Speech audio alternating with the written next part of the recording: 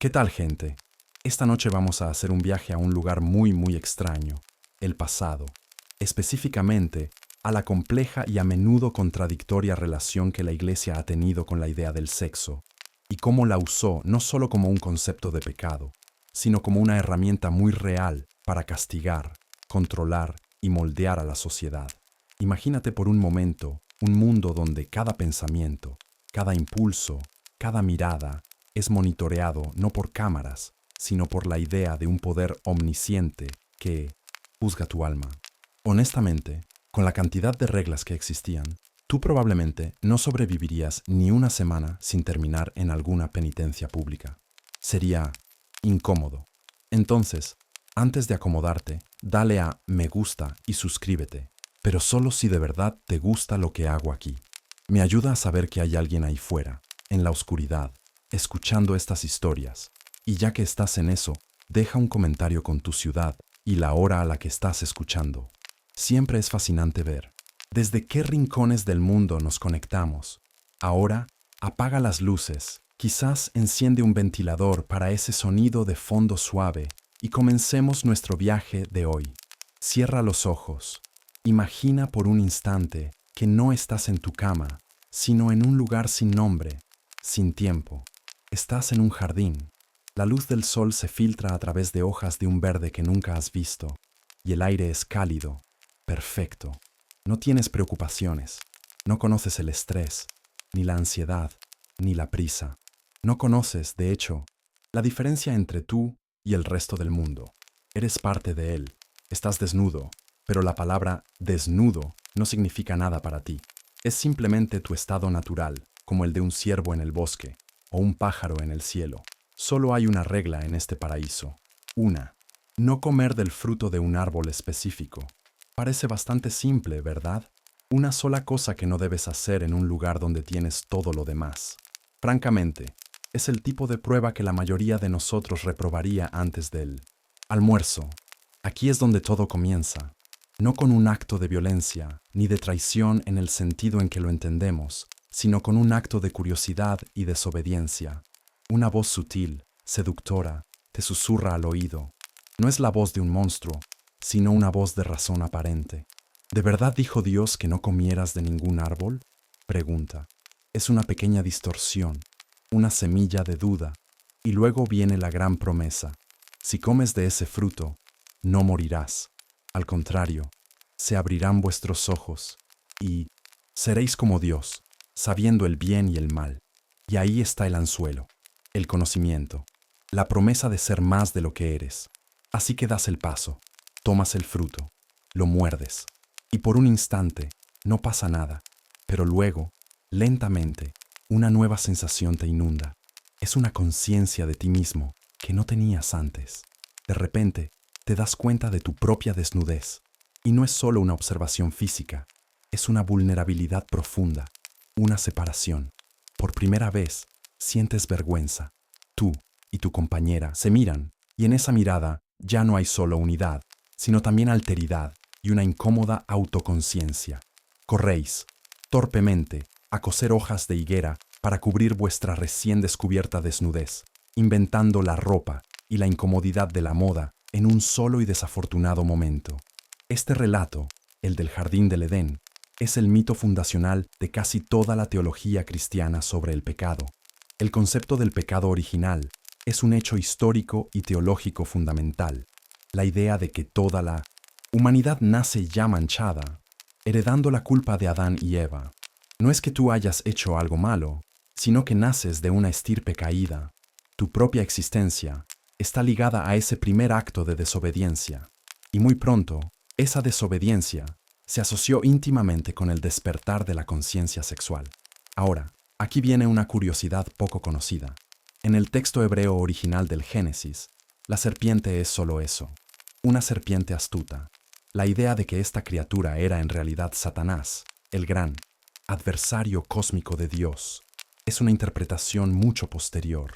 Fue a través de siglos de teología y literatura apócrifa que la serpiente se fusionó completamente con la figura del diablo, convirtiendo la tentación del Edén no en una simple prueba de obediencia, sino en la primera batalla de una guerra espiritual por el alma humana.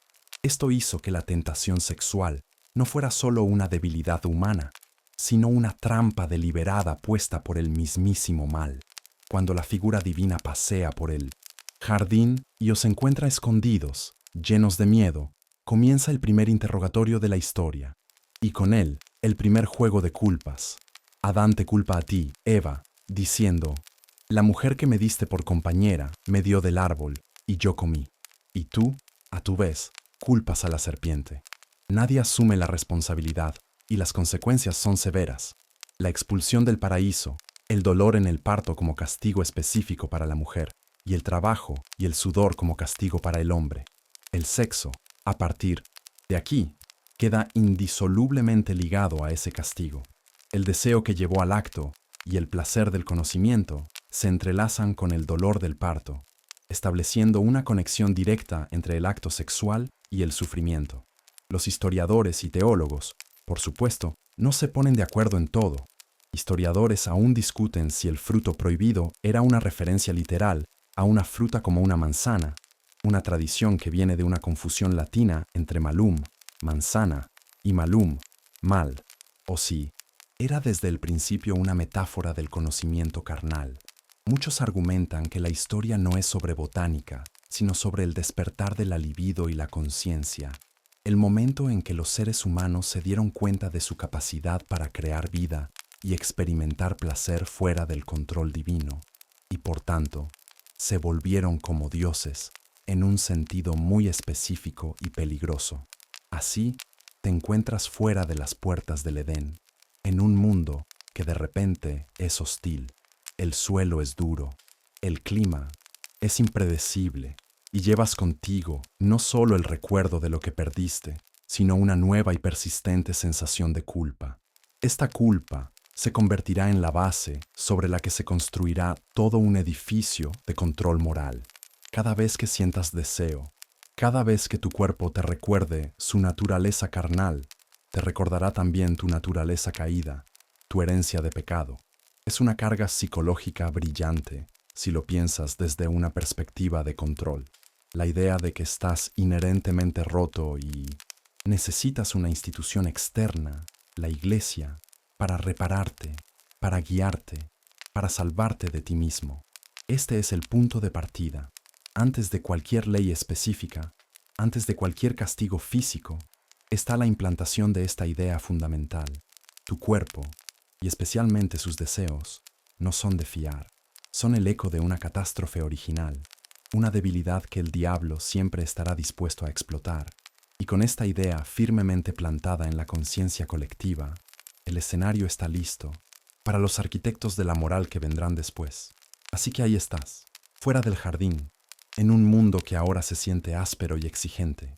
La conexión perfecta que tenías se ha roto, y en su lugar ha quedado una conciencia culpable y un cuerpo lleno de impulsos que no entiendes del todo. La historia del Edén es el poema fundacional, el gran ¿por qué? De tu culpa. Pero se necesitan arquitectos, ingenieros del alma, para convertir ese poema en un manual de instrucciones, en un código de conducta que se pueda aplicar a millones de vidas. Dos hombres, en particular, se encargarán de construir los muros de esta nueva moralidad. Sus sombras se proyectan a lo largo de casi 2 milenios, y sus ideas, escritas hace tanto tiempo, se convertirán en los guardianes silenciosos de tu dormitorio. El primero que conoces es un hombre llamado Pablo de Tarso, o San Pablo. No lo conoces en persona, claro. Estás sentado en una habitación polvorienta en Corinto o en Éfeso, y alguien está leyendo una de sus cartas en voz alta. El ambiente es tenso, expectante. La comunidad a la que perteneces cree que el fin del mundo es inminente. Jesús volverá en cualquier momento, y todo este lío terrenal se acabará. Desde esa perspectiva, las preocupaciones mundanas, como casarse, tener hijos o construir un negocio, parecen un poco inútiles. Es como preocuparse por redecorar tu casa cuando el aviso de demolición ya está en la puerta. En este contexto, escuchas las palabras de Pablo. Él no condena de forma absoluta, pero lo ve como una distracción. Lo ideal, para él, es la dedicación total a Dios, sin las ataduras de una esposa, hijos o una hipoteca. Pero Pablo es también un pragmático. Sabe que la gente siente deseo, lo llama arder, y su consejo es brutalmente directo. Es mejor casarse que arder. Piensa en eso por un segundo. Es posiblemente la propuesta de matrimonio menos romántica de la historia. No se trata de amor ni de compañerismo, sino de control de daños. El matrimonio se presenta como un remedio, una válvula de escape sancionada para una presión peligrosa que, de otro modo, podría llevarte al pecado de la fornicación. El sexo, incluso aquí, en su forma permitida, no es una celebración, sino una medicina para una enfermedad crónica llamada deseo. Aquí es donde los expertos modernos entran en acalorados debates. Historiadores aún discuten si la postura de San Pablo era una condena fundamental de la sexualidad o si sus consejos eran puramente pastorales y adaptados a un contexto apocalíptico. Algunos argumentan que él veía el cuerpo y sus pasiones como parte de un mundo caído que pronto sería reemplazado. Otros sostienen que sus escritos fueron malinterpretados y convertidos en una ley universal antiplacer por generaciones posteriores que ya no compartían su urgencia por el fin de los tiempos. Sea cual sea su intención, sus palabras se convirtieron en la base para ver el celibato como un estado espiritualmente superior y el matrimonio como una concesión a la debilidad humana. Ahora, avanza unos 3 siglos. El mundo no se acabó. La Iglesia, lejos de ser una pequeña comunidad esperando el fin, se está convirtiendo en una institución poderosa. La religión oficial del Imperio Romano necesita una teología más sólida y duradera. Y entonces entra en escena el segundo arquitecto de tu culpa, Agustín de Hipona.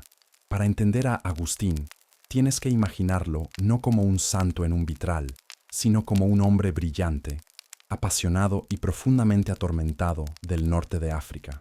Antes de convertirse en el pilar de la teología que conocemos, Agustín vivió una vida que muchos considerarían plena. Tenía una amante, una concubina con la que convivió durante más de 15 años y que le dio un hijo, a Deodato. En sus famosas confesiones, él mismo narra su lucha interna con el deseo sexual con una honestidad brutal. Es una historia de conflicto, de querer ser puro, pero sentirse arrastrado por una fuerza que no puede controlar. Su conversión no fue un simple cambio de opinión. Fue una rendición después de una larga y agotadora guerra civil dentro de su propia alma. Y aquí está la curiosidad que lo cambia todo. Su propia experiencia personal es la clave de su teología. El hecho histórico es que San Agustín, basándose en su propia lucha, desarrolló la doctrina de la concupiscencia. Para él, la concupiscencia no era simplemente lujuria, era la rebelión del cuerpo contra la voluntad. Después del pecado original, la perfecta armonía entre la mente y el cuerpo se rompió. Ahora, el cuerpo tiene sus propios apetitos y se mueve por su cuenta, sin el permiso de la razón. La erección, por ejemplo, le parecía a Agustín la prueba perfecta de esta rebelión. Un movimiento involuntario del cuerpo, una prueba vergonzosa de que el hombre ya no era el rey en su propio castillo. Suena casi como el caso más extremo de claridad post-acto de la historia, uno que terminó dando forma a la civilización occidental. A partir de esta idea, Agustín construye un sistema hermético. Si el deseo es caótico y es una consecuencia directa del pecado, entonces cualquier acto sexual está, en cierto modo, manchado por él. ¿La solución? El sexo solo puede ser redimido, justificado, si se realiza con un único y deliberado propósito: la procreación. Estás en tu lecho matrimonial, pero no debes estar ahí por el placer. El placer es un subproducto lamentable, una píldora amarga que hay que tragar para cumplir con el deber de tener hijos. Si buscas el placer por sí mismo, estás pecando. Si usas cualquier método para evitar la concepción, estás pervirtiendo el único propósito que santifica el acto. De repente, Pablo y Agustín se convierten en una especie de chaperones fantasmales y muy estrictos en la habitación de cada pareja cristiana. Pablo te dice que te has casado solo para no arder, y Agustín está a los pies de la cama con una libreta, asegurándose de que tus intenciones sean puramente reproductivas. Es una construcción intelectual asombrosa. Lograron tomar el vago sentimiento de culpa del Edén y convertirlo en un reglamento detallado. Crearon una jerarquía clara. La virginidad y el celibato son el ideal platino. El matrimonio para procrear es el premio de consolación. Y todo lo demás es un camino directo al infierno. Juntos, estos dos pensadores le dieron a la Iglesia un poder inmenso. Ya no solo se trataba de guiar a la gente en la fe, sino de regular la fuerza más íntima y poderosa de la vida humana. Establecieron las bases para que el sexo no fuera un asunto privado, sino una cuestión de moral pública y, sobre todo, de jurisdicción eclesiástica. Y si vas a tener tantas reglas sobre algo tan privado, necesitas una forma de saber si la gente las está siguiendo. Necesitas una forma de mirar dentro de sus almas.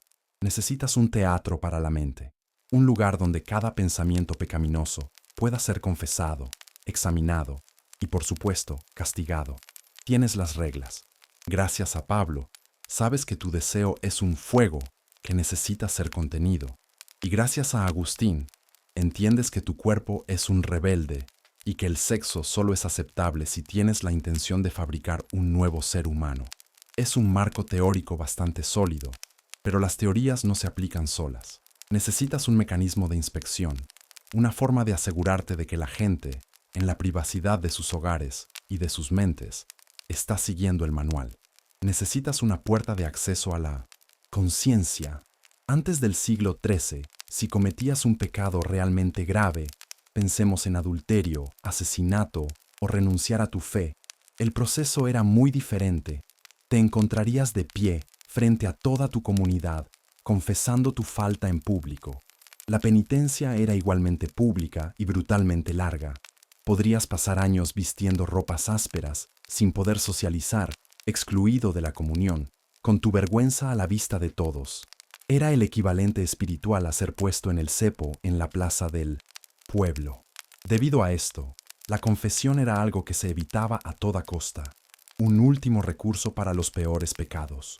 No era una herramienta para el mantenimiento diario del alma. Pero entonces, una innovación crucial comienza a extenderse, proveniente de los monasterios de Irlanda y Gran Bretaña. Es la confesión auricular, privada, susurrada al oído de un sacerdote, repetible. Esta fue una de las actualizaciones de software más importantes en la historia del cristianismo. De repente, el proceso se vuelve menos aterrador y mucho más personal. Es una conversación, no un espectáculo público. Y esto prepara el terreno para el momento que lo cambiará todo. Ahora, viajas en el tiempo a Roma, al año 1215. Estás en el Palacio de Letrán, donde el Papa Inocencio III ha convocado el Cuarto Concilio Lateranense. Este es un evento de suma importancia, y entre sus muchas decisiones, se emite una que resonará en cada parroquia, en cada aldea, en cada alma. Es el Canon 21, conocido como Omnis Utriusque Sexus. Este es el hecho histórico clave.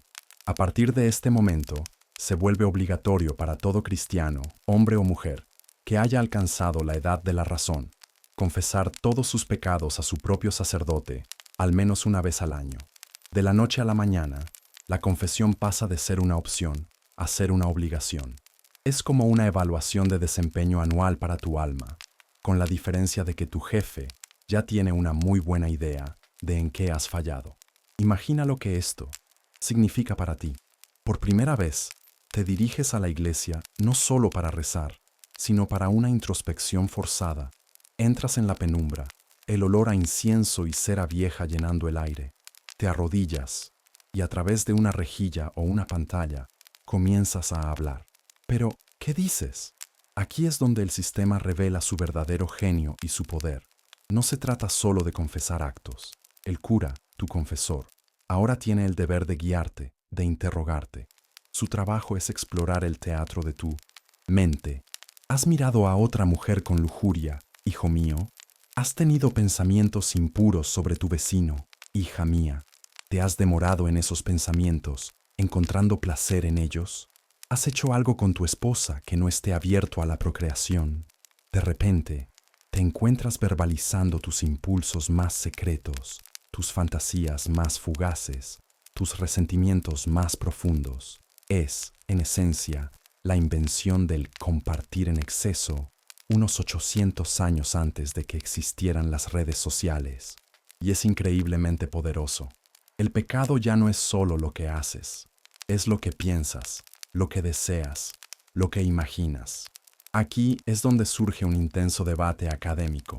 Historiadores aún discuten si la principal motivación detrás de este decreto era pastoral o de control. Por un lado, se puede argumentar que era una herramienta de cuidado espiritual. Daba a los fieles un acceso regular al perdón, una forma de aliviar su conciencia y recibir guía. Pero por otro lado, es imposible ignorar el inmenso poder de control social que otorgaba. En una época en la que las herejías como la de los cátaros desafiaban la autoridad de la Iglesia, la confesión obligatoria se convirtió en un sistema de vigilancia masiva. Cada sacerdote se convertía en un agente de inteligencia espiritual, capaz de detectar pensamientos y comportamientos desviados mucho antes de que se convirtieran en una amenaza abierta. Tu sacerdote ya no es solo el hombre que da el sermón los domingos. Ahora es tu psicólogo, tu juez y tu médico espiritual, todo en uno. Tiene que escuchar, diagnosticar la gravedad de cada pecado, distinguiendo entre un pensamiento fugaz, pecado venial, y un acto deliberado, pecado mortal, y luego prescribir la penitencia adecuada. Unas cuantas oraciones, un ayuno, una pequeña donación, o algo mucho más severo. Uno solo puede imaginar la paciencia de estos hombres, escuchando durante horas una letanía de las mismas faltas humanas, una y otra vez. Seguramente, después de escuchar la confesión número 100 sobre la envidia por la cabra del vecino, empezarían a cuestionar sus propias opciones de vida.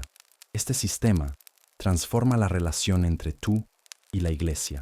La culpa, que nació en un jardín mítico y fue definida por teólogos, ahora tiene un lugar físico y un ritual asociado. El confesionario se convierte en el espacio donde el poder de la Iglesia se ejerce de la manera más íntima posible. Ya no pueden controlar solo tus acciones públicas. Ahora tienen un asiento de primera fila para el drama que se desarrolla dentro de tu cabeza. El campo de batalla por tu alma se ha trasladado a la quietud y el silencio de ese pequeño cubículo oscuro. Y con este acceso sin precedentes a tu conciencia, la Iglesia está perfectamente equipada para empezar a legislar sobre el único lugar donde el sexo estaba teóricamente permitido, pero que ahora también estaría bajo un escrutinio minucioso. Bien, has pasado por el confesionario, has vaciado el contenido de tu conciencia, has recibido tu penitencia y por ahora tu cuenta espiritual está saldada, estás casado. Según la estricta jerarquía de Pablo y Agustín, has elegido la opción de segunda clase, pero es una opción legítima. El matrimonio es el único barco autorizado para navegar las peligrosas aguas del deseo sexual. Podrías pensar que, una vez dentro de este barco, tienes cierta libertad, que has llegado a un puerto seguro, una zona autorizada. Sería un error pensarlo. No has comprado un boleto de libertad, has firmado un contrato con una cantidad abrumadora de cláusulas en letra pequeña. El control no se detiene en la puerta de la Iglesia, te sigue hasta el umbral de tu dormitorio. Lo primero que la Iglesia regula no es el acto en sí, sino tu calendario. Te sientas con tu cónyuge y, para planificar vuestra intimidad, necesitáis un almanaque teológico, una calculadora y probablemente la paciencia de un santo. Es como intentar hacer la declaración de la renta, pero para tu vida sexual. Este es un hecho histórico bien documentado. La Iglesia medieval prescribía una asombrosa cantidad de días en los que las relaciones sexuales estaban prohibidas, incluso para las parejas casadas. Para empezar, nada los domingos, en honor a la resurrección, tampoco los viernes, en memoria de la crucifixión, ni los sábados, en honor a la Virgen María. A eso, añade los 40 días de la Cuaresma y las 4 semanas de Adviento. Luego, suma todas las fiestas importantes, Pentecostés, Navidad, Pascua y sus vísperas. Y por si fuera poco, los días de ayuno y los días previos a recibir la Sagrada Comunión. Si sumas todo, algunas estimaciones sugieren que una pareja piadosa tenía prohibido el sexo durante más de la mitad del año. Tu vida íntima estaba sujeta a un constante estado de embargo espiritual. La justificación era que el cuerpo, al igual que el alma, debía observar los tiempos sagrados con reverencia y abstinencia. Pero supongamos que has navegado por este laberinto de fechas y has encontrado un martes por la tarde en octubre que está limpio. Ahora viene la segunda capa de regulación, el cómo. No creas que tienes libertad creativa. La Iglesia, en su infinita sabiduría, también tenía opiniones muy firmes sobre la coreografía. Aquí es donde nos topamos con una curiosidad fascinante y poco conocida por muchos, la obsesión de los teólogos con las posturas sexuales. Para la mayoría de los moralistas y confesores, solo una posición era consistentemente aceptada como no, pecaminosa, la que ahora llamamos posición del misionero. ¿Por qué? Porque se consideraba la más natural, la menos motivada por la búsqueda del placer y, por tanto, la más orientada a la procreación. El hombre arriba, la mujer abajo, en una representación del orden jerárquico que se suponía que existía en el mundo. Cualquier otra variante, la mujer arriba, por detrás, de pie, era vista con profunda sospecha. Se consideraban posturas bestiales o contra natura, porque se creía que su único propósito era maximizar el placer, una clara señal de que la lujuria, y no el deber, era la fuerza motriz. Era como si la Iglesia se hubiera autoproclamado directora de escena en tu dormitorio, y su visión creativa era, por decirlo suavemente, bastante limitada. Y justo cuando crees que no se puede ser más invasivo, llega la tercera y más profunda capa de control, el por qué. No basta conseguir el calendario y la coreografía. Tu intención, tu estado mental en el momento del acto, es la clave. Final. Te acuestas con tu cónyuge en el día permitido y en la posición permitida, y una pequeña voz en tu cabeza, entrenada por años de sermones y confesiones, comienza el interrogatorio. ¿Por qué estoy haciendo esto? Si la respuesta es, para cumplir con el mandato de Dios de procrear, estás a salvo. Medalla de oro. Si la respuesta es, porque mi cónyuge lo desea, y estoy cumpliendo con el débito conyugal para evitar que él o ella caiga en la tentación, es aceptable. Medalla de plata. Pero si, en el fondo de tu corazón, la respuesta es, porque se siente bien y lo disfruto, has caído en pecado, justo en el único contexto donde se te permitía actuar. Tenías que tener la motivación de un burócrata presentando un formulario, no la pasión de un amante. Esto nos lleva a un debate que sigue vivo entre los académicos. Historiadores aún discuten hasta qué punto la gente común realmente seguía estas reglas al pie de la letra.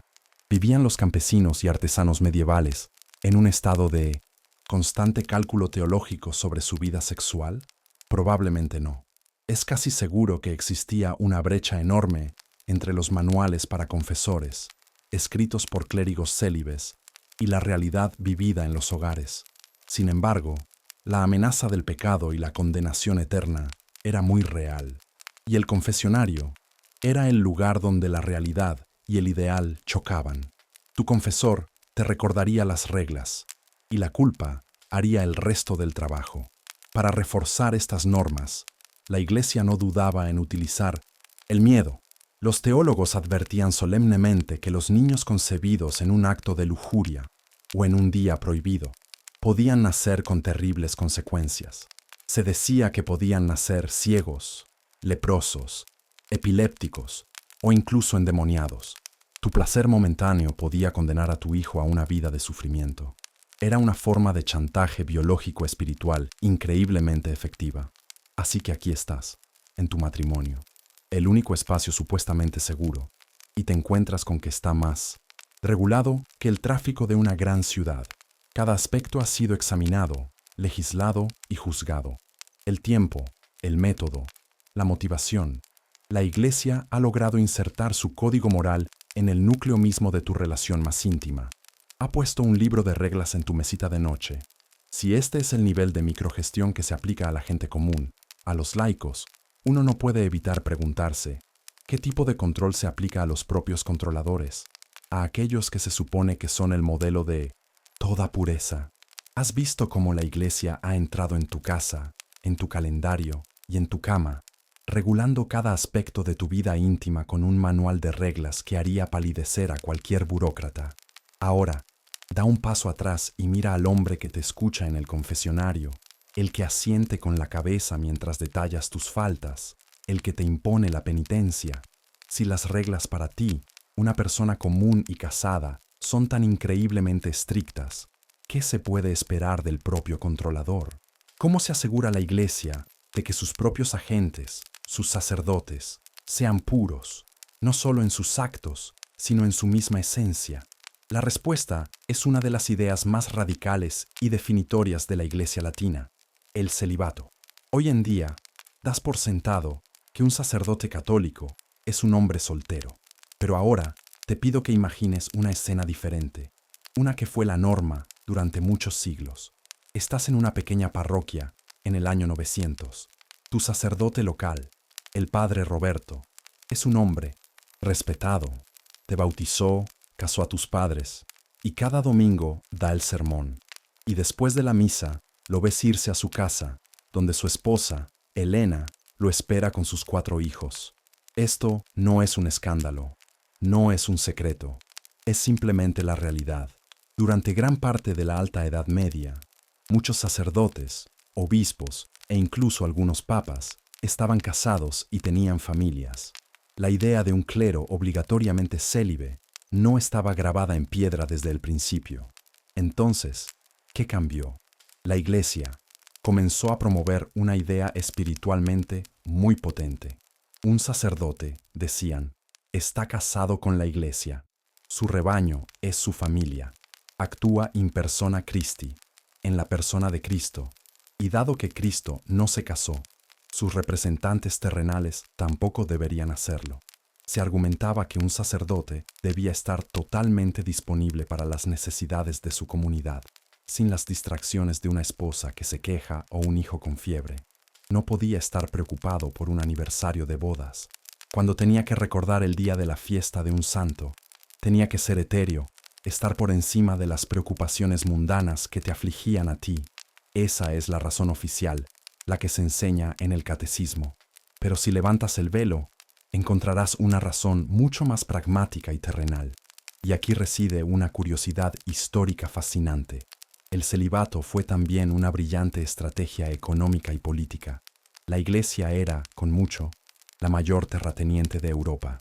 Poseía vastas extensiones de tierra, monasterios, granjas, pueblos enteros.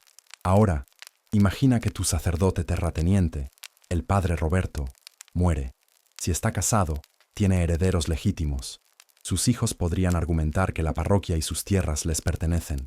De repente, las propiedades de la Iglesia corren el riesgo de convertirse en feudos familiares, pasados de padres a hijos, diluyendo la riqueza y el poder central de Roma. El celibato obligatorio resolvía este problema de un plumazo. Si un sacerdote no puede casarse, no puede tener herederos legítimos, cuando muere, todas las propiedades, la riqueza y el poder que administraba revierten automáticamente a la institución, a la diócesis, al papado. Es, en esencia, el acuerdo prenupcial definitivo, uno en el que una de las partes se compromete a no tener nada propio para que la otra parte pueda quedarse con todo. Este cambio no ocurrió de la noche a la mañana, pero se consolidó de forma decisiva en el siglo XII. El hecho histórico clave es que los concilios de Letrán I y II, en 1123 y 1139, decretaron formalmente que los clérigos en órdenes mayores no podían casarse y declararon que cualquier matrimonio existente era inválido. De repente, la ley era clara. Miles de sacerdotes en toda Europa se enfrentaron a una elección imposible: abandonar a sus esposas e hijos o abandonar su vocación y su sustento. Imagina el drama humano, las familias destrozadas, las mujeres y los niños declarados ilegítimos de la noche a la mañana, todo en nombre de nueva y rigurosa pureza clerical. Pero, Funcionó. Creó esta ley un clero más santo y dedicado. Aquí es donde los historiadores debaten acaloradamente. Historiadores aún discuten si la imposición del celibato elevó la moral del clero, o si, al reprimir un impulso humano fundamental, simplemente empujó el problema a la clandestinidad. La evidencia sugiere que la realidad fue increíblemente complicada. Por un lado, tenías a hombres genuinamente devotos que vivían su vocación con una piedad ejemplar. Por otro, tenías a seres humanos luchando contra su propia naturaleza.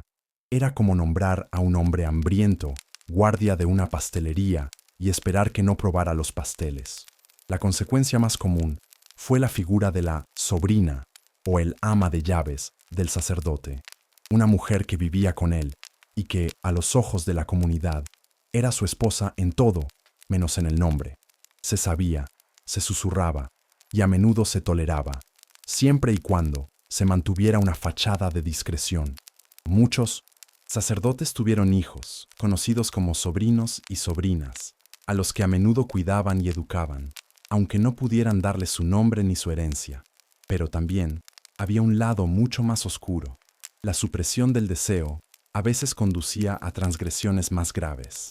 Hay registros de confesores que usaban la intimidad del confesionario para solicitar favores. Abundaban las historias de amoríos con feligresas, de escándalos que los obispos se esforzaban por silenciar. La ley del celibato, diseñada para crear un ejército de élite espiritual, también creó una cultura de hipocresía y secreto. Así que el controlador, el hombre que te juzga, vive él mismo bajo una presión inmensa. Es el guardián de un ideal casi imposible de mantener. Su propia lucha interna, su éxito o su fracaso, define su existencia. Este sistema de control, que se exige a sí mismo la perfección, necesita una forma de lidiar con el fracaso inevitable. Y si la confesión privada es para los pecados silenciosos y cotidianos, ¿qué sucede cuando el pecado se vuelve demasiado grande para susurrarlo? ¿Qué pasa cuando se necesita enviar un mensaje, no solo al pecador, sino a toda la comunidad? Para eso, la Iglesia tenía una herramienta mucho más visible y teatral. El confesionario es para los secretos, para los susurros. Funciona de maravilla para los pecados de pensamiento, para las pequeñas envidias y las mentiras piadosas. Pero, ¿qué ocurre cuando tu pecado no es un susurro? ¿Qué pasa cuando es un grito? Cuando tu falta se convierte en un escándalo público, un embarazo fuera del matrimonio, un adulterio descubierto, una blasfemia pronunciada en la taberna, ya no es un asunto privado entre tú y tu confesor. Tu pecado ha contaminado el cuerpo social, y la mancha, por tanto, debe ser limpiada a la vista de todos.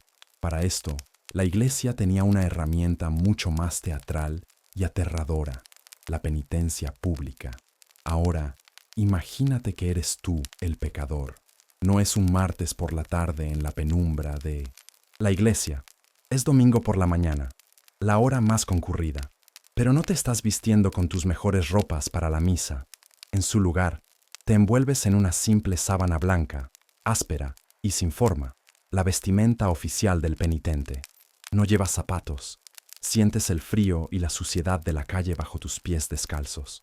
En tus manos, no llevas un libro de oraciones, sino una pesada vela de cera sin encender, o, peor aún, un objeto que simboliza tu pecado. No caminas hacia un banco dentro de la iglesia.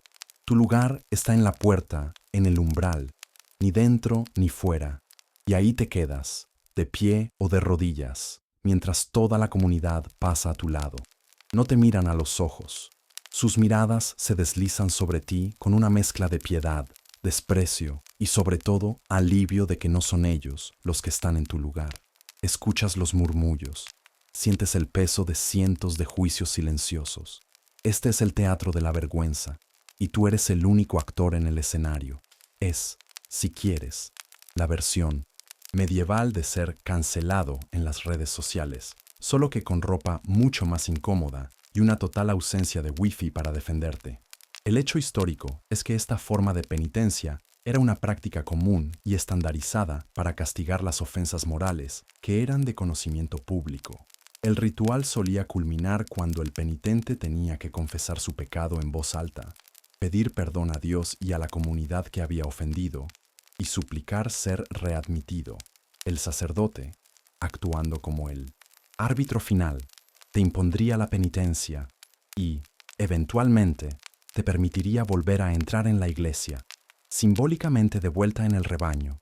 Pero la creatividad de la humillación no se detenía en la simple sábana blanca. Aquí es donde encontramos una curiosidad menos conocida, la especificidad simbólica de algunos castigos.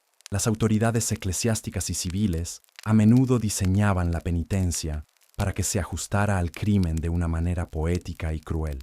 Por ejemplo, en algunas regiones de 1900, Europa, una pareja declarada culpable de fornicación podía ser obligada a desfilar por el pueblo atada, espalda con espalda, sobre el lomo de un burro, mirando en direcciones opuestas para simbolizar su unión desordenada. Una mujer adúltera podía ser forzada a llevar a su amante por las calles con una correa, como si fuera un animal. Parecía como si tuvieran un catálogo de humillaciones del que podían elegir el paquete perfecto para tu transgresión particular. Esto, por supuesto, nos lleva a un debate fundamental entre los historiadores. Historiadores aún discuten cuál era el verdadero propósito de este espectáculo de la vergüenza. ¿Se trataba de la salvación de tu alma? La idea era que una humillación tan profunda te llevaría a un arrepentimiento genuino, purgando tu orgullo y permitiéndote una reintegración espiritual sincera en la comunidad, o era, más bien, una forma de pedagogía del miedo. Era tu humillación menos sobre ti y más sobre los cientos de personas que te observaban. Al convertirte en un ejemplo, la Iglesia reforzaba su autoridad y recordaba a todos los demás las consecuencias de desviarse de la norma. Probablemente, la respuesta es que era ambas cosas. Era un ritual que operaba en dos niveles: la posible redención del individuo y el definitivo control del grupo. Imagina la experiencia completa. Después de horas de humillación bajo el sol o la lluvia, después de que termine la misa, finalmente el sacerdote sale. Te arrodillas, recitas tu confesión con voz temblorosa. Él te da la absolución. La penitencia ha terminado. Puedes volver a casa, puedes volver a tu vida. Pero, ¿puedes realmente? La ceremonia ha terminado, pero la memoria colectiva es larga. La semana siguiente, vas al mercado. Te cruzas con tu vecino, Juan, quien el domingo te vio en la puerta de la iglesia con una sábana. ¿Cómo te saluda? Hay un atisbo de tu humillación en sus ojos.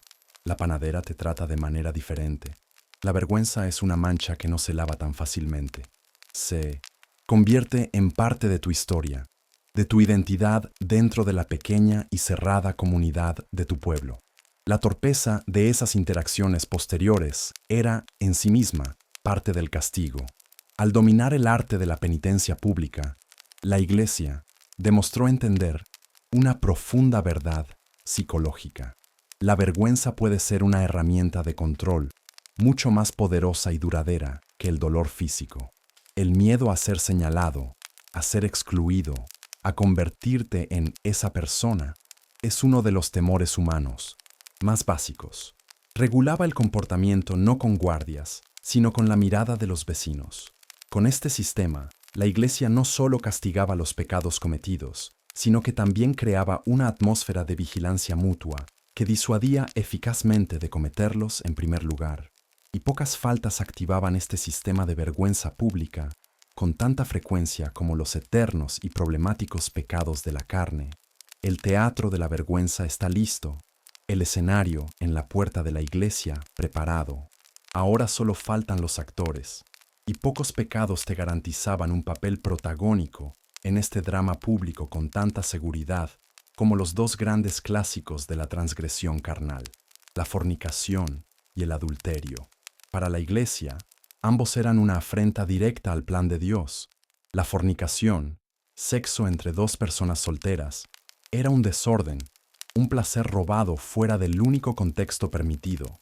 El adulterio, sexo con alguien que no es tu cónyuge, era aún peor, una traición que rompía un juramento sagrado. Ambos eran boletos directos al confesionario y, si se hacían públicos, a la humillación. Pero la forma en que se castigaban revela una profunda e inquebrantable doble moral. Empecemos por el adulterio, el pecado de los casados. Imagina que eres un hombre casado en la Francia del siglo XIV. Tienes una aventura con una sirvienta soltera. Es un pecado, sin duda. Tu confesor te reprenderá, te impondrá una penitencia, quizás rezar unos cuantos salmos o ayunar. Es una mancha en tu alma. Ahora, cambia de perspectiva. Imagina que eres su esposa y tienes una aventura con un mozo de establo. No es la misma ofensa, ni de cerca. Para la Iglesia y la sociedad, tu pecado es catastrófico. Este es un hecho histórico fundamental. El adulterio femenino era considerado un crimen infinitamente más grave que el masculino. Y la razón, como tantas veces, no era solo teológica, sino también profundamente económica y social. La infidelidad de un hombre, aunque moralmente reprobable, amenazaba la estructura de la propiedad, pero la infidelidad de una mujer lo ponía todo en jaque. Si quedabas embarazada de tu amante, tu hijo podría heredar el nombre, el título y las tierras de tu marido. Era una amenaza directa a la legitimidad del linaje y a la transferencia de la propiedad. En términos modernos, la aventura de un hombre era vista como un desafortunado gasto personal. La tuya era un intento de adquisición hostil de la empresa familiar. Las consecuencias reflejaban esta diferencia. El marido adúltero podía ser perdonado. La esposa adúltera se enfrentaba a la ruina. Podía ser repudiada por su marido, devuelta a su familia en desgracia, perdiendo su dote y su estatus. Las leyes seculares, en muchos lugares, permitían a un hombre matar a su esposa y a su amante si los encontraba en el acto. Las penitencias públicas eran casi seguras. El pelo rapado, el desfile de la vergüenza, la exclusión social. Tu cuerpo, por su capacidad de gestar, se convertía en una escena del crimen. Y la cosa se vuelve aún más compleja. Aquí nos topamos con una curiosidad que revela la mentalidad de la época. Los manuales para confesores, conocidos como penitenciales, a menudo prescribían castigos diferentes, no solo basados en el género, sino también en el estatus social de los implicados. Era un sistema de puntos para el pecado increíblemente detallado. Por ejemplo, un noble que se acostaba con una campesina recibía una penitencia más leve que si se acostaba con la esposa de otro noble. ¿Por qué? Porque en el segundo caso, no solo había pecado contra Dios, sino que también había ofendido el honor y violado los derechos de propiedad de un igual. El pecado se medía no por el acto en sí, sino por el nivel de disrupción social que causaba. Ahora, pasemos a la fornicación, el pecado de los solteros. En teoría, si un hombre y una mujer solteros tenían relaciones, ambos eran culpables por igual ante los ojos de Dios. En la práctica, sin embargo, la balanza de la justicia rara vez estaba equilibrada. Aquí es donde los historiadores entran en debate. Historiadores aún discuten con qué rigor se perseguía la fornicación. Algunos sostienen que, mientras se mantuviera en secreto, a menudo se pasaba por alto o se trataba con relativa levedad en la confesión. Era un pecado de juventud, una debilidad esperada. El problema surgía cuando el secreto se negaba a seguir siéndolo, y la forma más inequívoca en que la fornicación se hacía pública era a través del embarazo. El vientre creciente de una mujer soltera era una confesión andante, una prueba irrefutable del pecado que no podía ser negada ni ocultada. Era, literalmente, una confesión hecha carne. En ese momento, la actitud de la comunidad y de la Iglesia cambiaba drásticamente. El hombre implicado a menudo podía negar su paternidad, desaparecer o simplemente mentir. Sin testigos, su participación era difícil de probar, pero la mujer no tenía escapatoria. Ella se convertía en el rostro del escándalo. Era ella quien sería arrastrada ante el tribunal eclesiástico. Era ella quien tendría que soportar la penitencia pública, de pie en la puerta de la iglesia, personificando la lujuria y la vergüenza para que todos la vieran. Era ella quien tendría que criar a un hijo ilegítimo, un recordatorio constante de su pecado, en una sociedad que la marginaría a ella y a su descendencia. La Iglesia, que predicaba el perdón, a menudo era implacable en la práctica cuando se trataba de la evidencia visible de una norma rota. Así, al final, te das cuenta de una profunda hipocresía en el sistema. Se predica la igualdad de todas las almas, pero se practica una justicia de clases y de género. El control de la sexualidad recae de forma desproporcionada sobre el cuerpo femenino, porque es el cuerpo femenino el que porta la evidencia innegable del acto. Se convierte en el principal lugar de vigilancia, regulación y castigo. Esta obsesión por controlar los cuerpos, por definir lo que es aceptable y por castigar lo que se desvía, no se detiene aquí.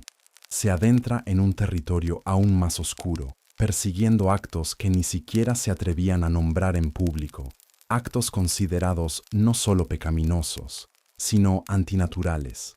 Y para cazar estas transgresiones, la Iglesia desataría a su sabueso más temido. ¿Has visto cómo la Iglesia regula los pecados normales, los previsibles deslices de la carne que, aunque graves, se consideran parte de la imperfecta condición humana? El adulterio y la fornicación son transgresiones del orden social y divino. Pero hay otra categoría de pecado, una que se considera tan vil que a menudo se la denomina peccatum nefandum, el pecado que no debe ser nombrado. Es el pecado contra natura.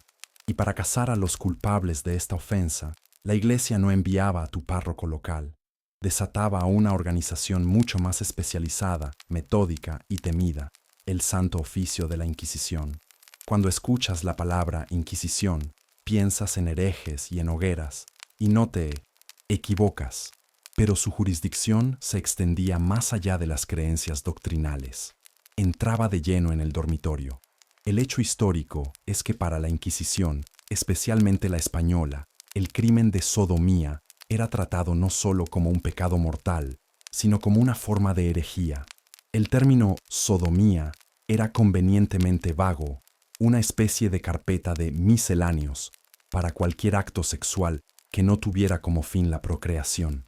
Podía referirse a relaciones homosexuales, pero también a ciertos actos entre un hombre y una mujer. ¿Por qué era una herejía?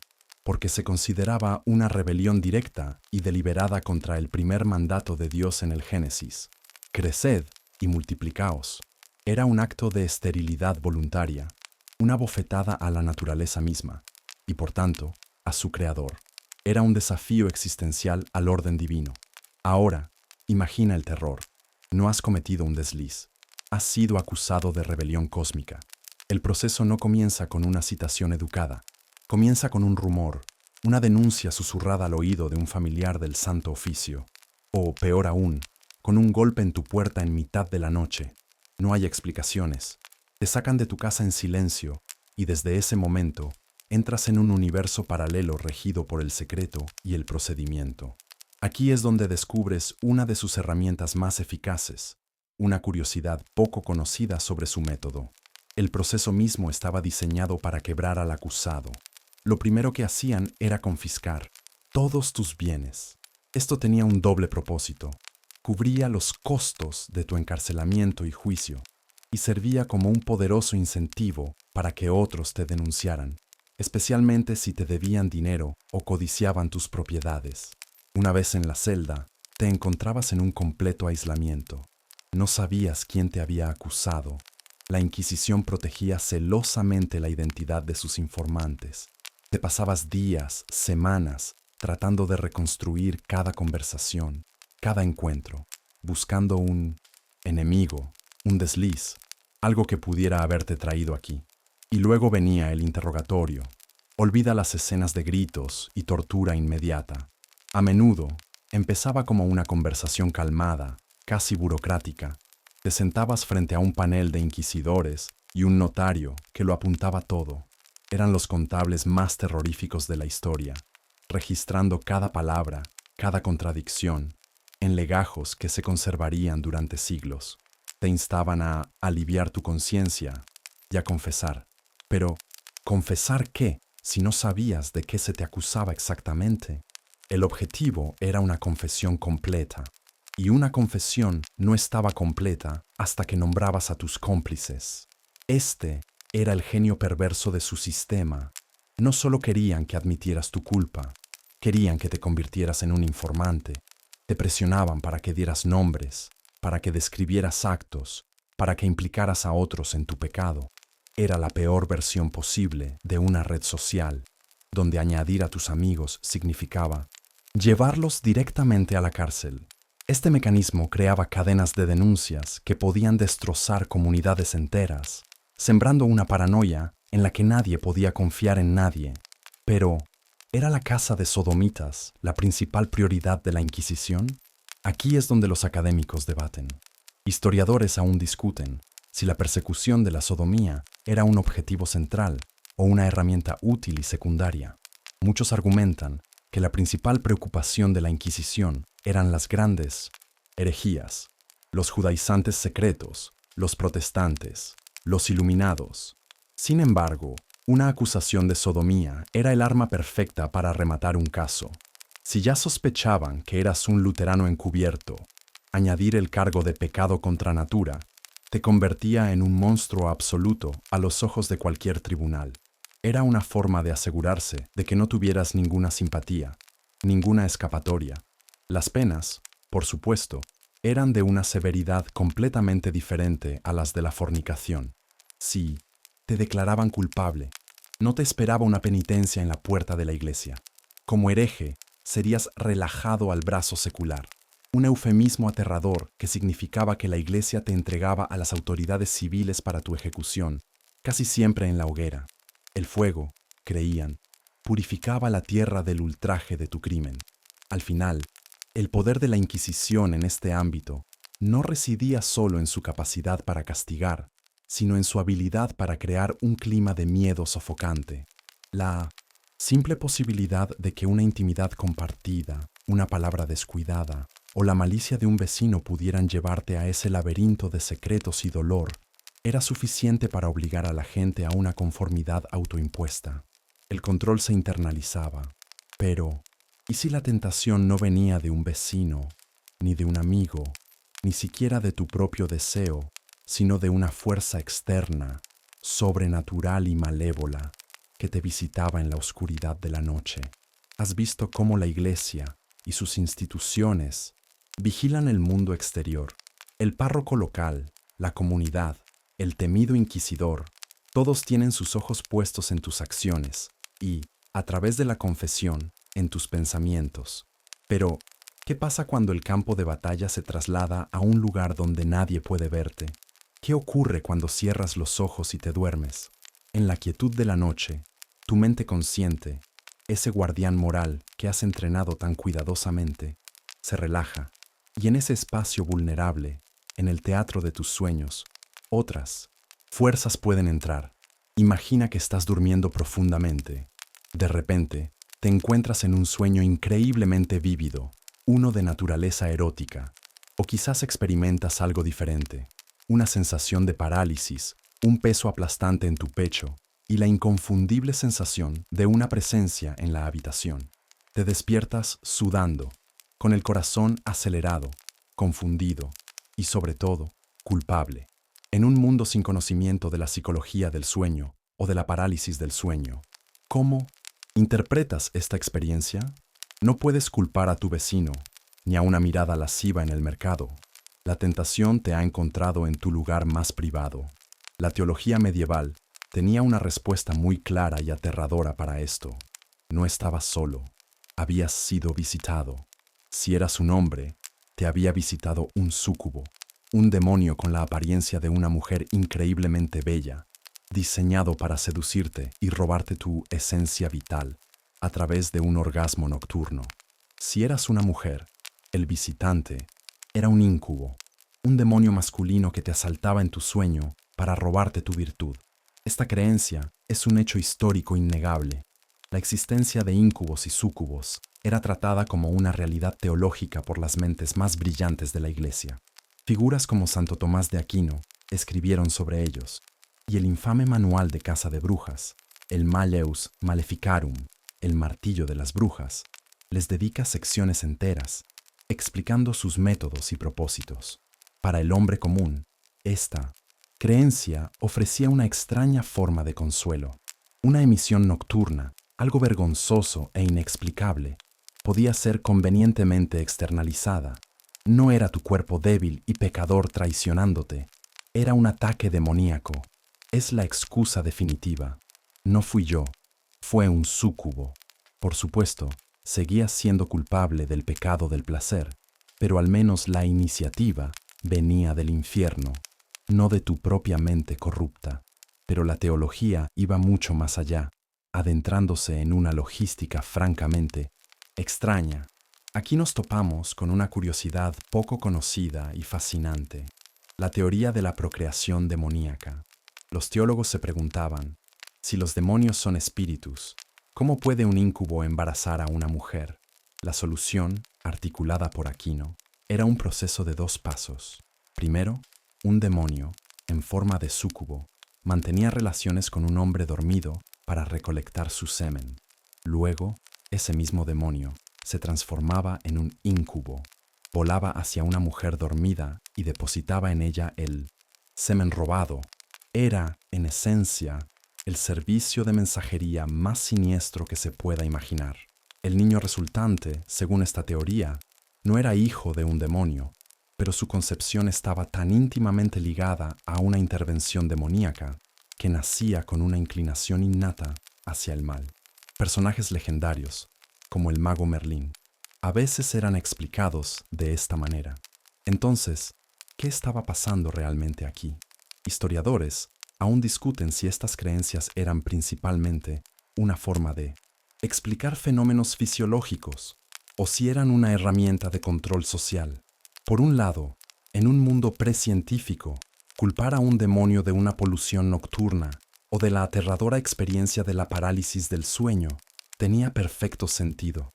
Era un modo de dar orden y significado a experiencias corporales confusas y a fantasías sexuales que la doctrina te enseñaba que eran inherentemente malas. Era más fácil verte como la víctima de un asalto sobrenatural que como el autor de tus propios deseos prohibidos. Sin embargo, la creencia en los íncubos, en particular, también se convirtió en un arma poderosa, especialmente contra las mujeres. La acusación de tener relaciones con un demonio era un elemento central en innumerables juicios por brujería. Una mujer que vivía sola, una partera que conocía los secretos de las hierbas, o simplemente una mujer que despertaba la envidia o la ira de sus vecinos, podía ser acusada de tener un familiar demoníaco como amante. Su testimonio de que solo era un sueño era inútil. Para los cazadores de brujas, era la prueba de un pacto con Satanás. Tu vida onírica podía convertirse en la prueba principal para condenarte a la hoguera. Curiosamente, se creía que estos demonios no atacaban al azar. Se decía que obtenían una mayor gloria infernal al corromper a los más puros. Un íncubo que lograba tentar a una monja devota o un súcubo que visitaba a un monje ascético ganaba, por así decirlo, puntos extra en la clasificación del infierno. Esto creaba una ansiedad constante incluso entre los más piadosos. Ninguna cantidad de oración o ayuno podía garantizarte una noche de paz. La guerra por tu alma se libraba las 24 horas del día. Este sistema de creencias creaba una trampa psicológica perfecta. El deseo que surgía de tu interior era la prueba de tu naturaleza caída, y si intentabas atribuir ese deseo a una fuerza externa, te arriesgabas a ser acusado de pactar con ella. Eras culpable si deseabas, y eras culpable si un demonio te deseaba. Con un universo moral tan complejo, lleno de reglas sobre los actos, los pensamientos y hasta los sueños, ¿cómo podía un simple sacerdote de pueblo manejarlo todo? ¿Cómo podía saber qué preguntas hacer, qué pecados buscar? No podía confiar en su intuición. Necesitaba un guión, un manual. Ponte por un momento en las sandalias de un sacerdote de parroquia en el siglo XV. No eres un gran teólogo de París. Eres un hombre con una educación básica, a cargo de cientos de almas en una aldea rural. Y sobre tus hombros recae una responsabilidad monumental. Tienes que ser juez, médico y policía de la conciencia de cada persona de tu rebaño.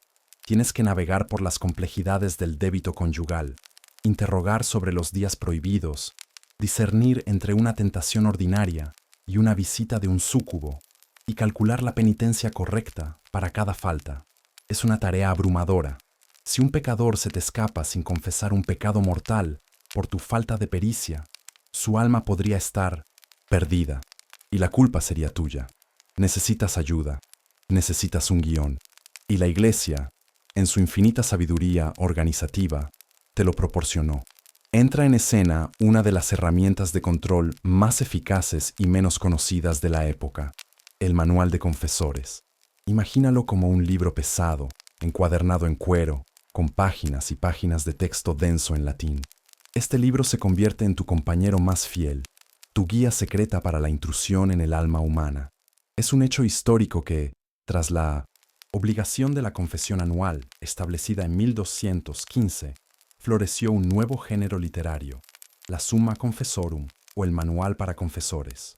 Obras como la Suma de Casos de Conciencia de San Raimundo de Peñafort se convirtieron en bestsellers internacionales. Eran guías prácticas, a menudo organizadas alfabéticamente por pecado, que explicaban qué era cada falta, las circunstancias que podían agravarla o atenuarla, y la escala de penitencias apropiadas. Eran, en cierto modo, la primera página de preguntas frecuentes sobre el pecado, aunque mucho más largas y sin un ápice de compasión. Ahora, vuelve al confesionario. Estás arrodillado, susurrando tus faltas a través de la rejilla. El sacerdote al otro lado no está improvisando. En su mente, o quizás incluso en una hoja de notas disimulada, tiene una lista de control. Y aquí es donde descubrimos la curiosidad que revela la profundidad de esta vigilancia, la increíble y casi clínica especificidad de las preguntas sobre el sexo. Estos manuales contenían taxonomías de la lujuria de una complejidad asombrosa. El sacerdote, siguiendo su guía, no se limitaba a preguntar, ¿has sido impuro? Eso es para aficionados. Él se convertía en una especie de contable forense del alma. Su manual le instruía a investigar. ¿Has cometido el acto conyugal en domingo o en día de fiesta? ¿O durante la cuaresma? ¿Has utilizado una postura que no sea la ordenada por la naturaleza, buscando el placer por encima de la procreación? ¿Has derramado tú simiente fuera del vaso apropiado? ¿Has sentido placer al hacerlo? ¿Te has demorado en pensamientos lujuriosos? ¿Tuviste esos pensamientos durante la misa? ¿Has hablado de forma indecente? ¿Has tocado a tu esposa de manera lasciva, no orientada al acto conyugal? La lista seguía y seguía. Además, los manuales introducían el concepto de circunstancias agravantes. El sacerdote debía investigar. ¿Con quién pecaste? No era lo mismo pecar con una mujer soltera que con una casada. Pecar con una pariente, incesto, era aún peor. Y el peor de todos era el sacrilegio. Pecar con una persona consagrada a Dios, como una monja. El lugar también importaba. Pecar en un lugar sagrado, como una iglesia, multiplicaba la gravedad de la ofensa. Cada detalle se sumaba a la tarifa final de la penitencia. Esto nos lleva a un fascinante debate académico. Historiadores, especialmente aquellos influenciados por pensadores como Michel Foucault, aún discuten sobre el verdadero impacto de estos manuales en 1800. La gente común. La intención declarada era, por supuesto, ayudar a las personas a hacer una confesión completa para salvar sus almas, pero el efecto pudo haber sido muy diferente. Estos manuales realmente ayudaron a la gente a ser más santa, o más bien les enseñaron nuevas formas de sentirse culpables. Al plantear preguntas tan específicas, no estaban en efecto creando pecadores. Imagina a un campesino que nunca se había parado a pensar si una caricia particular a su esposa era un pecado. De repente, su confesor le pregunta directamente sobre ello. La duda queda sembrada. Un acto que antes era inocente, ahora está bajo sospecha. Ir a confesarse se convertía menos en un acto de perdón y más en un examen sorpresa sobre pecados que ni siquiera sabías que eras lo suficientemente creativo como para cometer.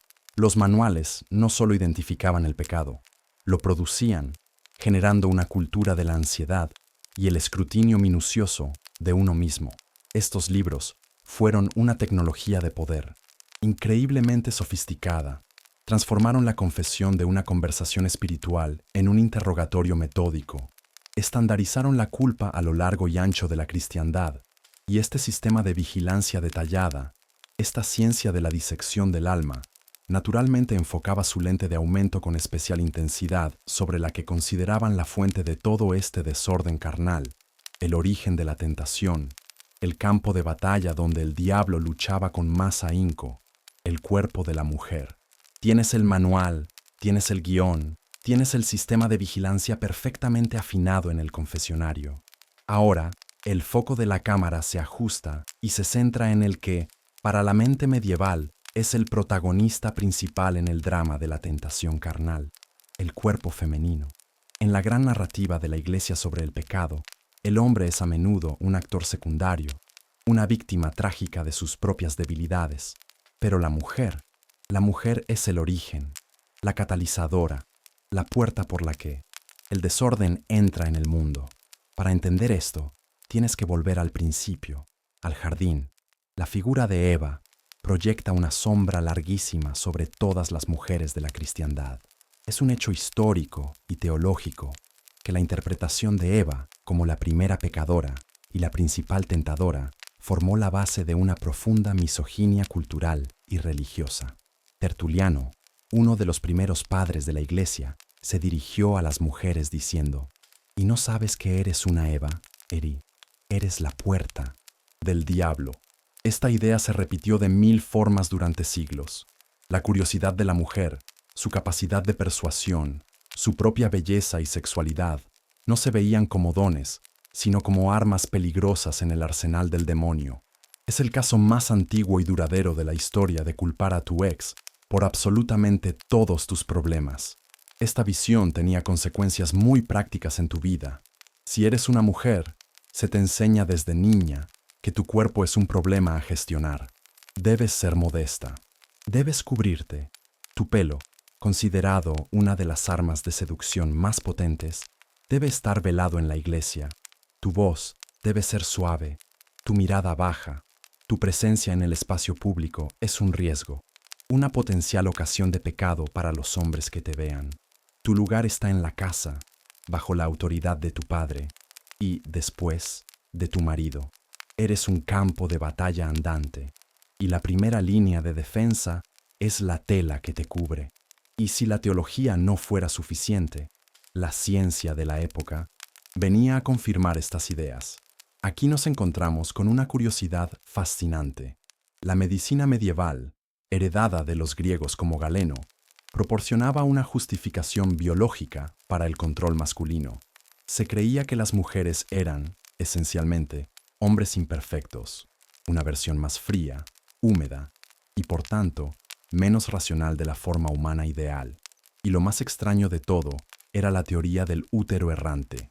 Se pensaba que el útero de una mujer, si no estaba anclado por un embarazo frecuente, podía desprenderse y vagar por su cuerpo, causando todo tipo de problemas, especialmente la histeria, palabra que deriva del griego histera, útero. Esta condición te hacía propensa a la irracionalidad, a los desmayos, a la rebeldía.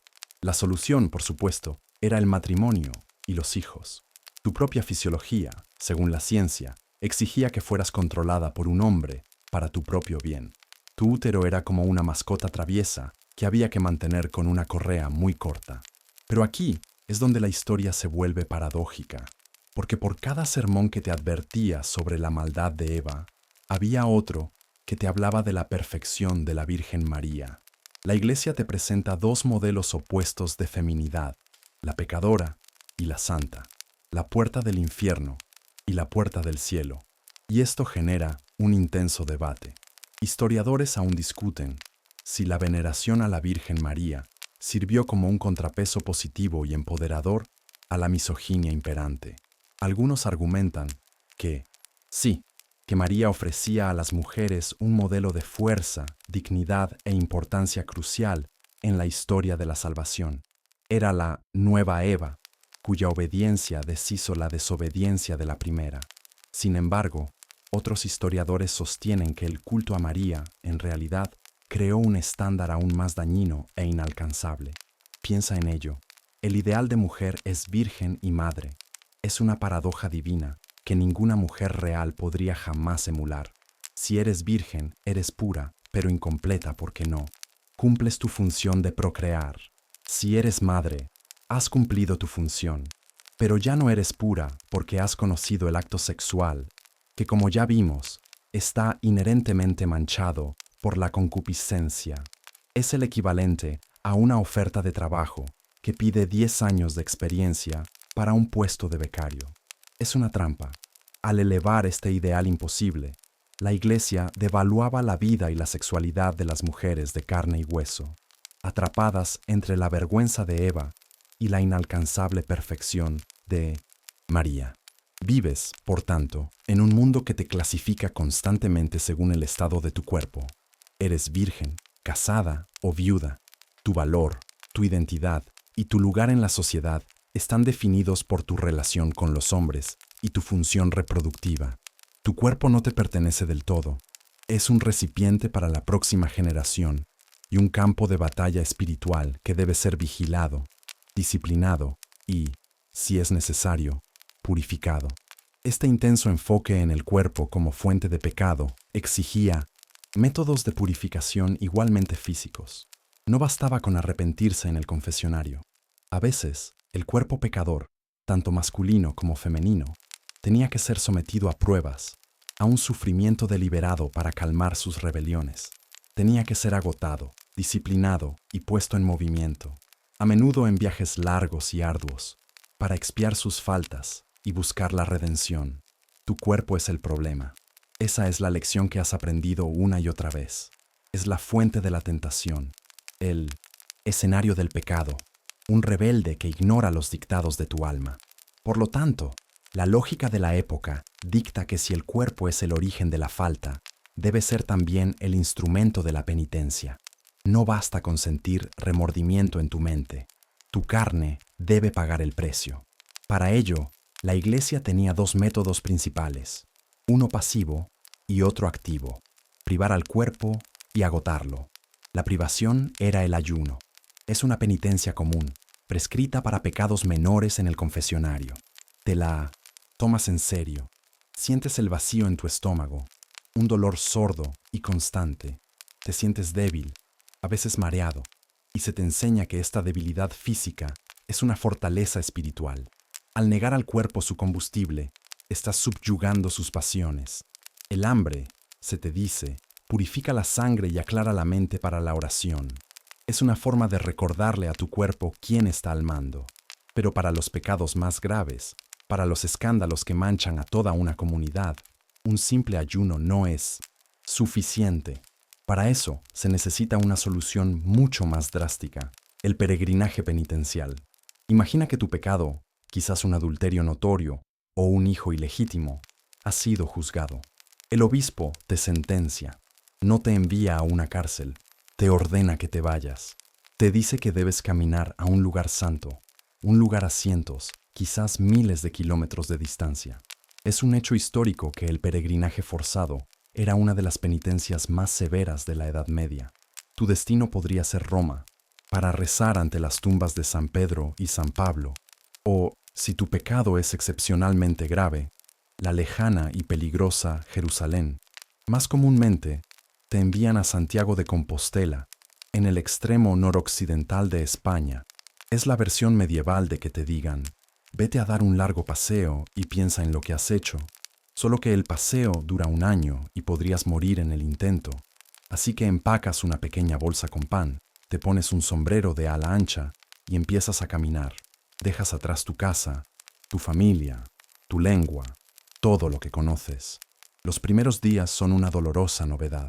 Luego, se convierte en una rutina de miseria. Tus zapatos se deshacen, tus pies están cubiertos de ampollas y llagas. Duermes en el suelo, al borde del camino, o si tienes suerte, en un ruidoso y abarrotado hospicio para peregrinos. El hambre es tu compañera constante y la enfermedad acecha en cada pozo de agua turbia. Hay bandidos en los bosques y lobos en las montañas. Cada día es una prueba de supervivencia. Y para que no olvides ni por un segundo por qué estás sufriendo, a veces se te obliga a llevar una marca visible de tu pecado. Aquí reside una curiosidad poco conocida y sombría. Los peregrinos penitenciales a menudo eran cargados con cadenas. Si tu pecado fue un asesinato, podrías ser forzado a llevar grilletes forjados con el metal de la espada que usaste. Es una forma de publicidad terrible y un pésimo tema para iniciar una conversación con tus compañeros de viaje. Para ti, un pecador sexual, las cadenas pueden no ser literales, pero la penitencia es igual de simbólica. La lujuria se asocia con la ociosidad, la comodidad, la blandura del cuerpo que busca el placer. Tu cura es el agotamiento, la dureza, la castidad forzada por la simple extenuación. Estás, literalmente, borrando tu pecado a base de caminar, pero al mirar a tu alrededor en el camino, te das cuenta de que no todos están aquí por una sentencia. Las rutas de peregrinaje están llenas de gente, y esto da lugar a un debate. Historiadores aún discuten sobre las verdaderas motivaciones de los innumerables peregrinos voluntarios. ¿Estaban todos impulsados por una devoción pura, buscando un milagro, el perdón de sus pecados o simplemente la bendición de un santo? Sin duda, muchos lo estaban, pero las motivaciones humanas rara vez son tan sencillas. Para un joven campesino, un peregrinaje era la única oportunidad en su vida de ver el mundo más allá de su aldea. Era una aventura. Para otros, era una forma de escapar de deudas, de un mal matrimonio o simplemente del aburrimiento. Y las rutas eran también grandes arterias comerciales. Es como la gente que hoy va a un retiro de yoga, mitad para alcanzar la iluminación y mitad para sacar buenas fotos para sus redes sociales. Tú estás aquí por castigo, pero estás inmerso en un vibrante torrente de humanidad. Finalmente, después de meses de un sufrimiento que apenas puedes recordar cómo empezó, llegas.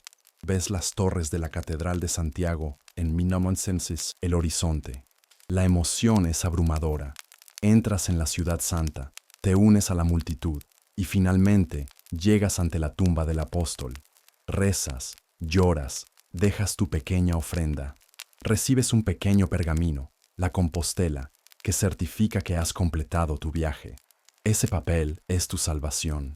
El viaje de vuelta es diferente. Ya no eres el mismo. Tu cuerpo está curtido, tu orgullo hecho pedazos. Has pagado tu deuda. Cuando finalmente regresas a tu aldea, no eres el pecador avergonzado que se fue. Eres alguien que ha estado en el fin del mundo y ha vuelto. Has cumplido tu penitencia. Puedes ser reintegrado a la comunidad. El sistema, en su dureza, es brillante. Aísla al pecador, lo somete a una purificación física y espiritual, y luego le ofrece un camino claro de regreso a la sociedad. Es un arco narrativo completo de caída y redención. Estos castigos individuales, desde el ayuno hasta el peregrinaje, formaban un sistema de control personal muy eficaz. Pero la Iglesia, como institución, estaba a punto de enfrentarse a un desafío que sacudiría sus cimientos y la obligaría a reafirmar y codificar todas estas reglas a una escala nunca antes vista. Has visto cómo la Iglesia, a lo largo de los siglos, ha construido un intrincado edificio de control. Tiene las reglas, el sistema de vigilancia del confesionario, los castigos públicos y las penitencias físicas. Es un sistema que ha funcionado, con mayor o menor eficacia, durante casi 1000 años. Pero ahora, a principios del siglo XVI, un terremoto sacude los cimientos de este edificio. El terremoto comienza con un monje alemán llamado Martín Lutero y un martillo clavando un papel en la puerta de una iglesia. Es la Reforma Protestante y está a punto de desafiar todo lo que dabas por sentado. Imagínate la conmoción. De repente, voces por toda Europa empiezan a cuestionarlo todo. ¿Por qué necesitas confesar tus pecados a un sacerdote? ¿No puedes hablar directamente con Dios? Lutero dice que sí. ¿Por qué los sacerdotes no pueden casarse? Los reformadores no solo lo permiten, sino que lo alientan, presentando el matrimonio pastoral como un ideal. ¿Es el placer sexual dentro del matrimonio tan pecaminoso? Los protestantes comienzan a hablar del lecho conyugal como algo honorable y bendecido, no como una concesión lamentable a la debilidad. Es, en esencia, la peor crítica negativa imaginable, una que amenaza con llevarse a la mitad de la clientela. La Iglesia Católica, como una corporación gigante que de repente se enfrenta a una competencia feroz, se ve obligada a reaccionar. Y su reacción no será de compromiso, sino de reafirmación. Te encuentras ahora en la pequeña ciudad de Trento, en los Alpes italianos. Es el año 1545. Cardenales, obispos y los teólogos más brillantes del mundo católico están llegando de todas partes. Se reúnen para un gran concilio, uno que se prolongará, con interrupciones, durante casi 20 años. Su objetivo es claro: trazar una línea inamovible en la arena, definir, de una vez por todas, lo que es católico y lo que es herejía. Es como una larguísima reunión de empresa cuyo resultado final es decidir que no solo no van a cambiar nada, sino que van a hacer lo que ya hacían, pero con más intensidad y mucho más papeleo. El hecho histórico central es que el Concilio de Trento, 1545-1563, fue la respuesta doctrinal de la Iglesia a la Reforma, y sus decretos darían forma al catolicismo durante los siguientes 400 años. Y en lo que respecta a nuestro tema, sus decisiones son cruciales. Primero, se ocupan del confesionario. En respuesta a los protestantes, el concilio declara solemnemente que la confesión auricular privada a un sacerdote no es una invención de la Iglesia, sino que fue instituida por el propio Jesucristo. Decreta que es el único método ordinario para perdonar los pecados mortales cometidos después del bautismo. La confesión deja de ser solo una ley eclesiástica. Ahora es una ley divina. Luego, se ocupan del matrimonio. Los protestantes lo ven como algo importante, pero no como un sacramento que confiere la gracia divina. Trento responde con un rotundo no. El matrimonio, declaran, es y siempre ha sido uno de los 7 sacramentos. Y para eliminar las dudas y los matrimonios clandestinos, emiten el decreto Tamezzi. A partir de ahora, para que un matrimonio católico sea válido, debe ser realizado por un sacerdote y ante al menos 2 testigos. Se acabó el casarse en secreto, en un bosque. La Iglesia se convierte en el único notario, autorizado para legitimar una unión. Y por supuesto, reafirman el celibato clerical, declarándolo un estado de vida espiritualmente superior al matrimonio y condenando a cualquiera que diga lo contrario. Las reglas que ya conoces no solo se confirman, sino que se graban en piedra dogmática. Pero Trento no solo reafirmó viejas ideas, también introdujo nuevas y sutiles herramientas de control. Y aquí está la curiosidad burocrática. El concilio ordenó que cada párroco llevara un registro meticuloso de todos los bautismos, matrimonios y defunciones de su parroquia. A primera vista, parece simple administración, pero en realidad es una innovación revolucionaria en la vigilancia. De repente, tu sacerdote no solo es tu confesor, es el registrador divino de tu existencia. Tiene un archivo sobre ti y tu familia desde la cuna hasta la tumba. Puede verificar instantáneamente si una pareja está legítimamente casada. Puede identificar a los niños nacidos fuera del matrimonio. Puede saber quién no ha cumplido con sus deberes pascuales de confesión y comunión. Eres un dato en un libro, y los datos no mienten. Esto nos lleva a un debate sobre el resultado de todo este esfuerzo reformador, conocido como la Contrarreforma. Historiadores aún discuten si la era post-tridentina creó un catolicismo más devoto y personal, o uno más ansioso y basado en el miedo. Por un lado, las reformas de Trento llevaron a un clero mejor educado y a una mayor instrucción religiosa para los laicos. Pero, por otro lado, el énfasis en la obediencia estricta, en el cumplimiento de las normas y en la confesión como un requisito legalista, pudo haber fomentado una religiosidad donde el miedo al infierno pesaba más que la promesa del amor de Dios. La salvación parecía menos un regalo y más el resultado de pasar un examen increíblemente difícil. El legado de Trento es, por tanto, monumental. No inventó las ideas de control sexual que hemos explorado, pero las pulió, las codificó y las respaldó con la plena autoridad del dogma infalible. Puso fin a siglos de ambigüedad.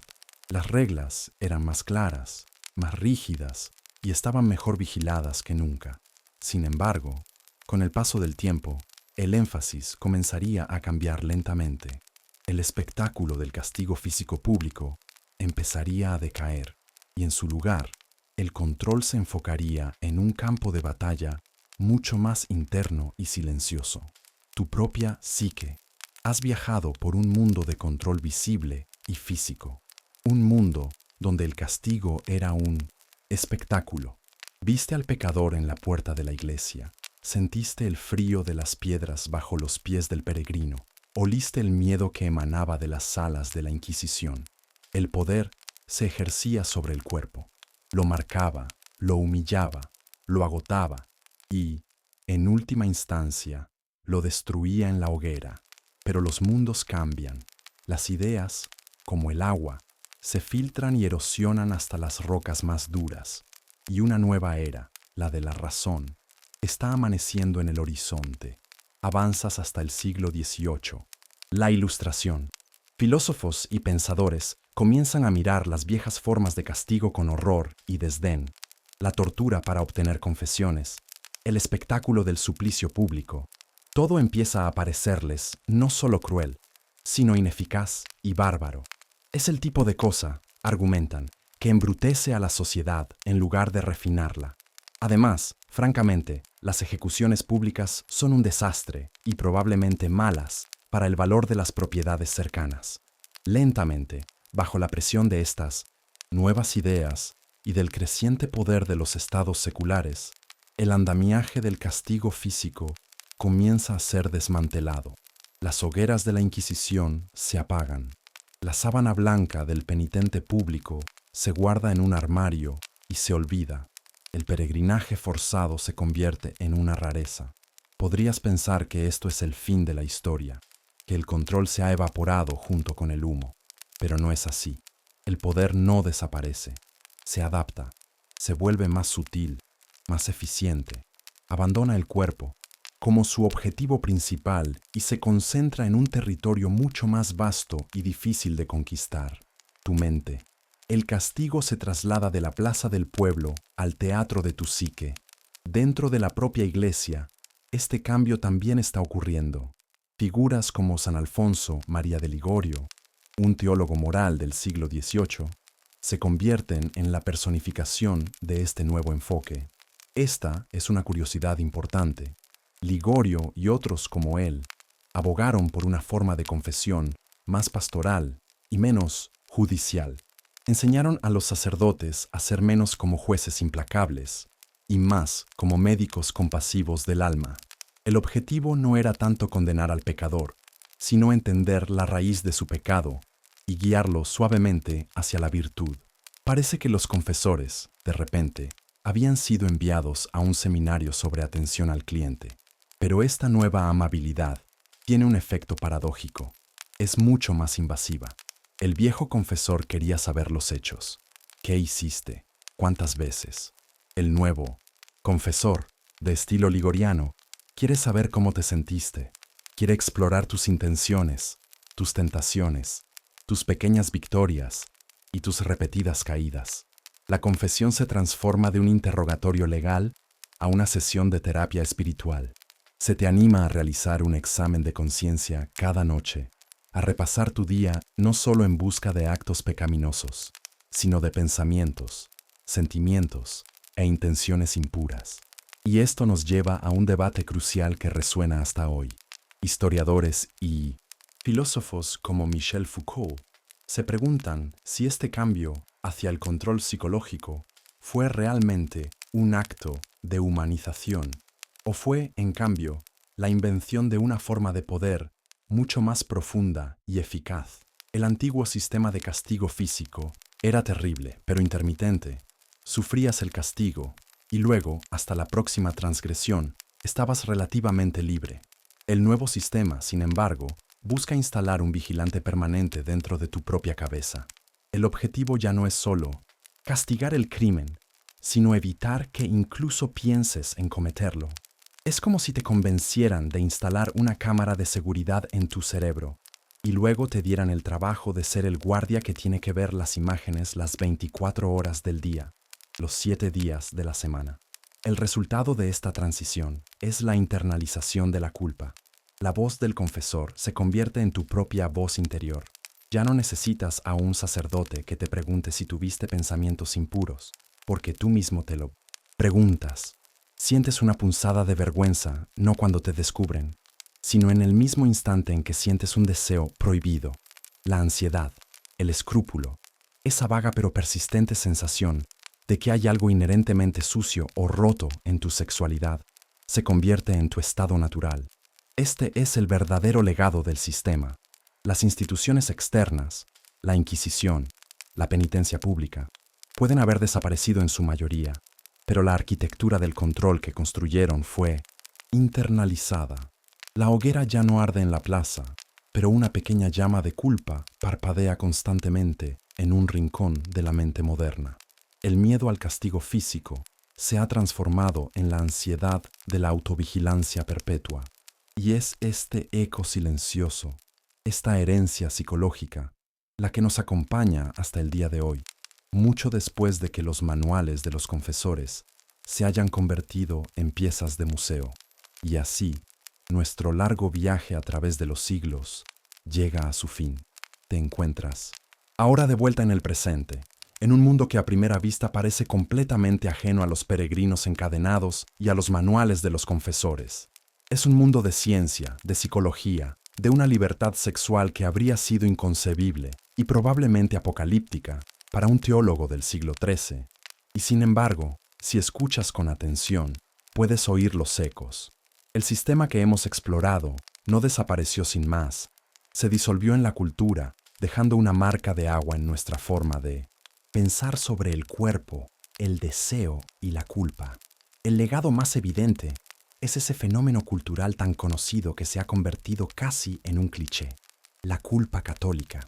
Es esa voz persistente en el fondo de la mente, esa punzada de ansiedad que acompaña al placer, esa sensación de que el deseo es algo que debe ser justificado o controlado. Esta es una curiosidad moderna.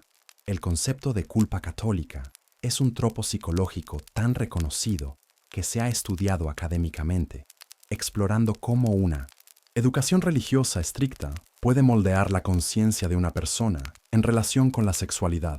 Es el equipaje que llevas contigo mucho después de haber olvidado las reglas específicas, una especie de recuerdo muscular del alma. Estos ecos no son solo personales, también resuenan en los grandes debates públicos. En 1968, el Papa Pablo VI emitió una encíclica llamada Humanae Vitae, un hecho histórico que sacudió al mundo católico moderno. En ella, reafirmó la prohibición de la Iglesia sobre el uso de anticonceptivos artificiales. La lógica era puramente agustiniana. Cada acto conyugal debe estar abierto a la procreación. La reacción fue masiva. Millones de católicos, por primera vez a una escala tan grande, decidieron conscientemente desobedecer una enseñanza papal directa. Este momento reveló la enorme brecha entre la teología histórica de la Iglesia y la vida real de sus fieles, una brecha que define en gran medida la relación de muchos con la Iglesia hoy en día. El viejo mundo de la certeza dogmática ahora choca con la complejidad de la vida moderna. Siglos de teología sobre el acto conyugal ahora compiten con el simple deslizamiento de un dedo en una aplicación de citas. Y esto alimenta el debate actual que bulle dentro de la propia Iglesia. Historiadores y teólogos aún discuten acaloradamente si estas enseñanzas históricas sobre la sexualidad son verdades divinas e inmutables, o si son construcciones históricas que deben evolucionar. Es un debate que toca temas como el papel de la mujer en la Iglesia, la aceptación de las personas LGBTQ+, y la propia naturaleza del matrimonio. La historia que hemos recorrido esta noche no es un capítulo cerrado. Sus últimas páginas se están escribiendo ahora mismo, en tiempo real. Hemos viajado muy lejos, a través de ideas que levantaron catedrales y encendieron hogueras, ideas que dictaron los secretos del lecho conyugal y los sueños más profundos del alma. Hemos visto cómo el poder puede moldear no solo las leyes, sino también el deseo. Y ahora, esa larga historia ha terminado. El viaje ha concluido. Y ahora, Deja que esas historias se desvanezcan, como el eco de una campana lejana. Deja que su sonido se apague en la distancia. Ya no estás en el pasado. Estás aquí, ahora, en la seguridad de tu cama, en la quietud de tu habitación. Siente el peso de tu cuerpo hundiéndose suave y cómodamente en el colchón. Un peso agradable, un peso que te ancla en el presente, en la calma. La larga caminata del peregrino ha terminado. El examen de conciencia ha concluido. No hay nada más que analizar, nada más que recordar. Toda la complejidad del mundo, todas sus reglas y sus juicios pueden esperar afuera. No pueden entrar aquí. Este espacio es solo tuyo. Presta atención al aire que te rodea. Siente su temperatura en tu piel. Escucha el sonido suave y constante del ventilador o el profundo silencio de la noche. Es un sonido simple, un sonido que lava todo lo demás. Tu única tarea ahora es respirar. Inspira, lenta y profundamente, sintiendo cómo el aire llena tus pulmones, trayendo calma, y expira, soltando no solo el aire, sino el día entero. Suelta las preocupaciones, suelta los pensamientos, suelta la historia. Cada respiración es una ola suave, una ola que entra y una ola que sale, llevándose consigo cualquier tensión que quede en tus hombros, en tu cuello, en tu mente. Tu cuerpo sabe lo que tiene que hacer. Permítele tomar el control. Siente cómo tus párpados se vuelven más y más pesados. La oscuridad detrás de ellos es un refugio suave y acogedor. No hay nada que ver ahí, nada que juzgar, solo paz. El viaje a través de la historia ha sido largo. Ahora mereces un descanso profundo, un descanso reparador. Deja que el sueño te encuentre. Deja que te envuelva como el más cálido de los mantos. Duerme ahora, descansa ahora